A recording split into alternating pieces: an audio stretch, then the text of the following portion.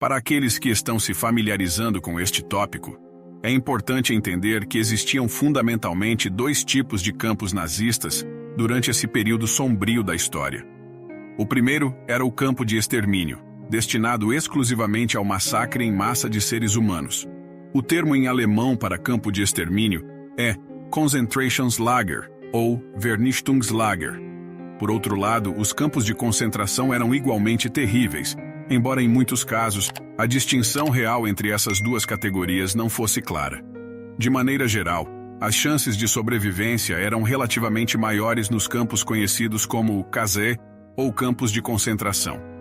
Nos campos de extermínio, os cânticos de esperança eram significativamente silenciados.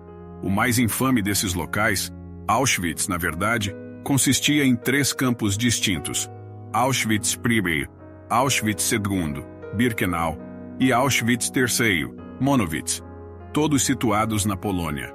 Como é bem conhecido, a palavra Auschwitz deriva do nome alemão da cidade de Oświęcim, localizada no sudoeste da Polônia, onde esses campos se encontravam. Na época em que Auschwitz estava em operação, Birkenau já estava iniciando seu terrível uso de câmaras de gás em março de 1942. O mero nome Auschwitz já provocava arrepios, especialmente para aqueles familiarizados com sua história trágica. Quando o nome Auschwitz começou a circular entre as pessoas na base mais baixa da hierarquia do Estado nazista, principalmente judeus e outros que seriam as vítimas do regime nazista, os rumores eram limitados quanto à verdadeira natureza do que acontecia lá. Em 1943, no entanto, o conhecimento sobre o que estava ocorrendo em Birkenau, cujo nome, que significa entre as bétulas, contradizia tranquilamente sua função real, tornou-se um segredo aberto. Informações começaram a se espalhar por meio de fugitivos e da resistência polonesa. Embora grande parte desses relatos tenha chegado a governos e forças militares nos países aliados, como retratado no famoso filme A Lista de Schindler, os judeus, que compunham 90% das vítimas do Holocausto, também ouviram os rumores sobre o que estava ocorrendo em Auschwitz. Apesar disso, muitos negavam a realidade, talvez por receio de perder toda a esperança.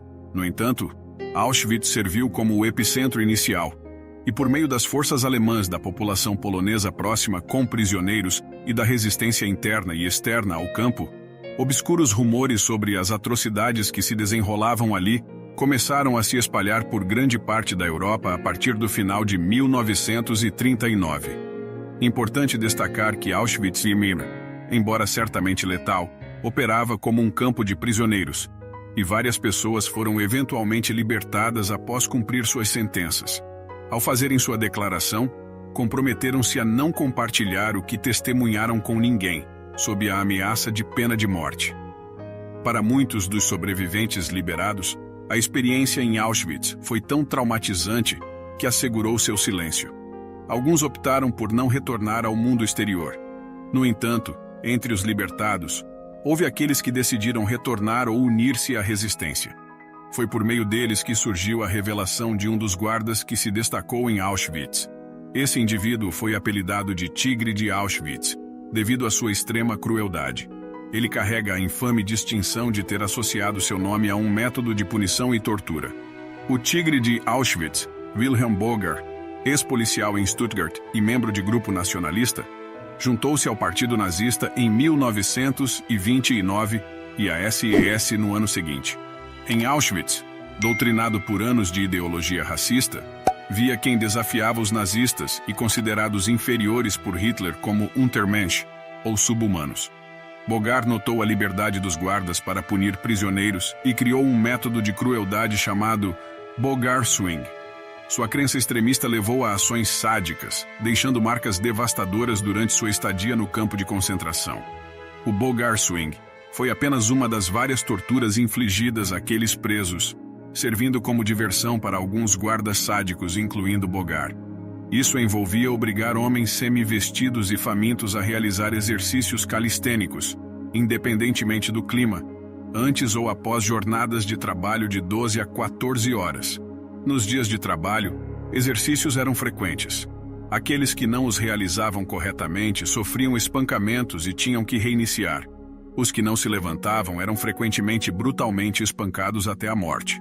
Outra forma de tortura consistia em confinar prisioneiros em celas minúsculas de concreto, onde mal conseguiam mover-se, com nariz e corpo encostados em paredes opostas. Sem espaço para dobrar joelhos e privados de água, comida e luz, muitas vezes morriam nessa cela permanente. Muitos dos falecidos em Auschwitz-Birkenau encontraram sua morte no próprio local.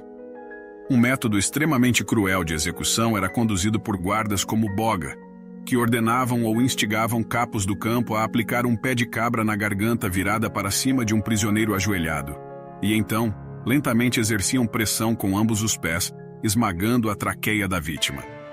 Abordaremos mais sobre os capos em breve. O notório Bogar Swing consistia em uma barra de ferro de 1 metro pendurada horizontalmente do teto por correntes.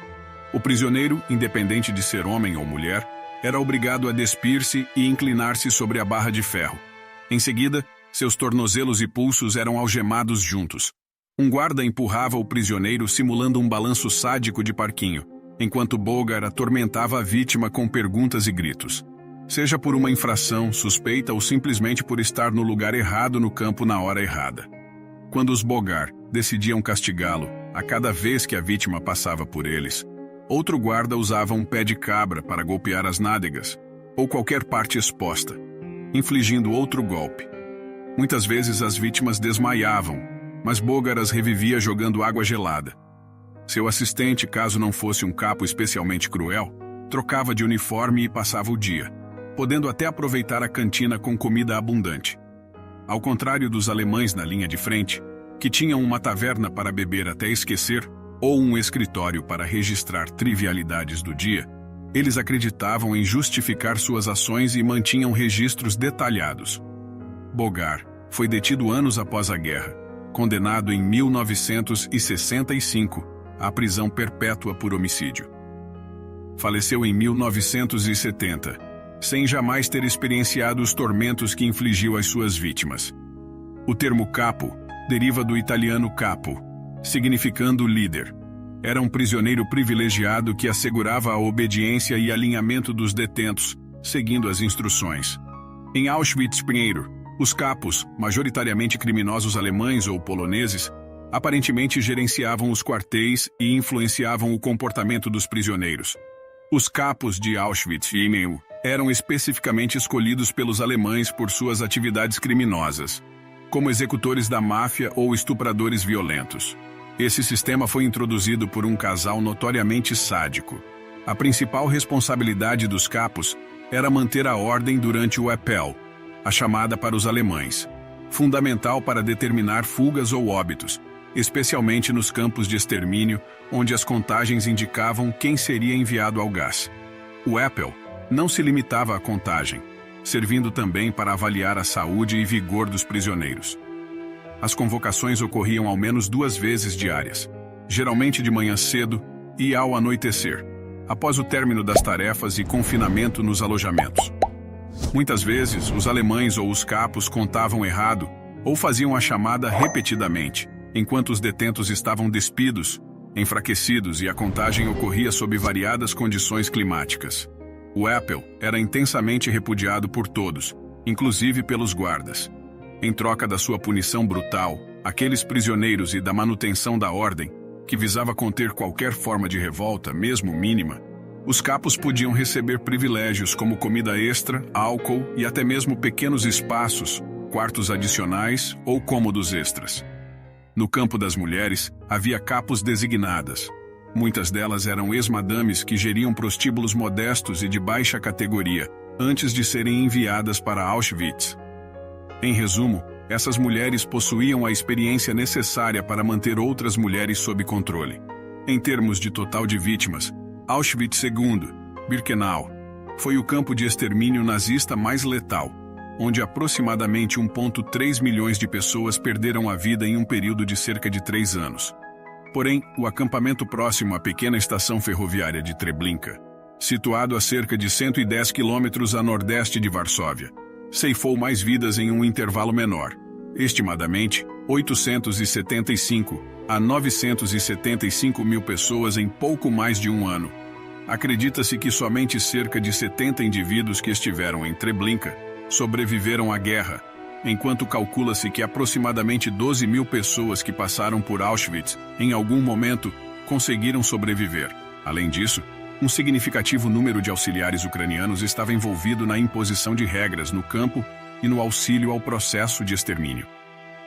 É importante mencionar que antes da eclosão da guerra, o regime do líder soviético, Stalin, provocou deliberadamente uma fome na Ucrânia e reprimiu violentamente um movimento de independência no oeste ucraniano, pouco antes da invasão alemã em junho de 1941. Muitos ucranianos tiveram experiências positivas com os alemães durante a Primeira Guerra Mundial e esperavam o mesmo quando os nazistas chegaram. Eles liberaram diversos nacionalistas ucranianos, permitindo que se vingassem dos soviéticos, embora muitos fossem judeus ou possivelmente considerados assim. É fundamental destacar que naquela época o antissemitismo era prevalente na Europa Oriental, incluindo a Ucrânia. Isso não justifica as ações condenáveis daqueles ucranianos envolvidos em atrocidades como em Treblinka. Contudo, não associa a Ucrânia atual, cujo presidente é de ascendência judaica e cuja família sobreviveu ao Holocausto nazista. Ademais, é crucial lembrar que muito mais ucranianos serviram no exército soviético contra os nazistas, em comparação àqueles que colaboraram com eles. 6 campos de extermínio estavam situados na Polônia: Auschwitz, Birkenau, Chelmno, Majdanek, Sobibor, Belzec e Treblinka. Em Sobibor, Belzec e Treblinka, cercas camufladas por galhos de pinheiro ocultavam as áreas de extermínio, que em todos os 3 campos eram câmaras de gás. Aproveitando a exaustão de caminhões ou motores de tanques que conduziam as câmaras de gás, criava-se um funil para conduzir as vítimas como gado, conhecido pelos guardas como o Schlauch, ou tubo. Em alguns casos era referido como Weg zum Himmel, ou caminho para o céu, um trocadilho com a palavra alemã para a ascensão de Jesus. Um guarda de Treblinka, Franz Suchomel, escapou de acusação e mais tarde foi localizado na Alemanha. Entrevistado, ele foi secretamente filmado e gravado por Claude Lanzmann, documentarista do Holocausto, para o épico filme Shoah. Suchomel descreveu como os guardas alemães, de modo calmo ou ameno, instruíam as vítimas a se despirem ao ar livre, homens, mulheres e crianças juntos. Alegaram um banho e roupas limpas, mas aqueles que hesitavam eram espancados. Os alemães sabiam que pessoas nuas eram mais propensas a obedecer. Após despirem-se, eram conduzidos a uma ampla área fechada, incluindo o tubo. Nesse local, auxiliares ucranianos, acompanhados por alemães armados e cães, atacavam com cacetetes de madeira e borracha. O Schlauch era montado como um matadouro de gado. Um resultado paradoxal de manter prisioneiros em condições precárias é que eles se tornam sujos e desnutridos, provocando repulsa até entre os que causaram essa situação. Suchomel relatou como mulheres eram detidas e homens empurrados primeiro para as câmaras de gás, pois os homens resistiriam ao perceber a situação. Enquanto motores eram ligados, homens batiam nas portas e gritavam por 15 a 30 minutos. Foi quando as mulheres compreenderam o que ocorria com parentes. Diante de Suchomel e outros guardas, o medo da morte dominava as mulheres, levando-as a se sujarem. O mau cheiro e a visão frequentemente enfureciam os guardas. Enquanto isso, durante o trajeto ao trabalho, Suchomel e os outros guardas alemães entoavam uma melodia composta por seu comandante, Franz Stangl, que escapou para a América do Sul, mas acabou sendo repatriado para a Alemanha em 1967. Ele veio a falecer em 1971, cumprindo pena perpétua. Ele cantou para Claude Lanzmann. Aqui está a canção alegre que os guardas alemães entoavam enquanto marchavam em direção a talvez 12 mil ou 14 mil mortes diárias, com olhos fixos à frente, corajosos e jubilosos. Marchavam para o dever. Agora tudo que nos importa é Treblinka, nosso destino. Assim nos unimos a Treblinka sem hesitar. Conhecemos a voz do comandante, a obediência e o dever são o nosso fado.